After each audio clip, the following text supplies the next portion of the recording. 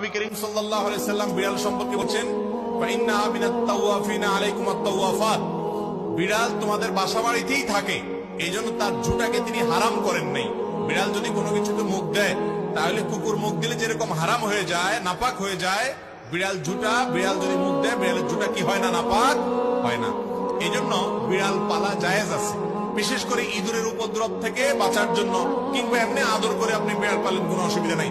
আপনারা সবাই জানেন একজন সাহাবী ছিলেন, নাম হলো আবু হুরায়রা, নাম শুনছেন না, রাদিয়াল্লাহু তাআলা আনহু।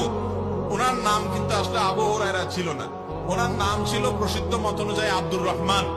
আরো অনেকগুলো মত আছে ওনার নাম নিয়ে, কিন্তু ওনার নাম পরে আবু হুরায়রা উঠে গেছে। কিভাবে? ওনার একটা বিড়াল ছিল, জামার হাতার ভিতরে এই বিড়াল ভরে অনেক সময় মসজিদে নিয়ে আসতেন। তো একবার নবী করিম সাল্লাল্লাহু আলাইহি ওয়াসাল্লাম তার বিড়াল দেখে, তার সবসময় তার সাথে সাথে বিড়ালটা থাকে, এটা দেখে তাকে বললেন, ও বিড়ালের বাপ। আবু হুরায়রা মানে বিড়ালের বাপ। এরপর থেকে ওনার নাম হয়ে গেছে কি, বিড়ালের বাপ। আসলে কি তিনি বিড়ালের বাপ ছিলেন? এটা কথার কথা হয়ে গেছে, রাসূল আকরাম সাল্লাল্লাহু আলাইহি ওয়াসাল্লাম মজা করে বলেছিলেন। তো তারপর থেকে ওই নামে তিনি পরিচিত হয়ে গেছেন।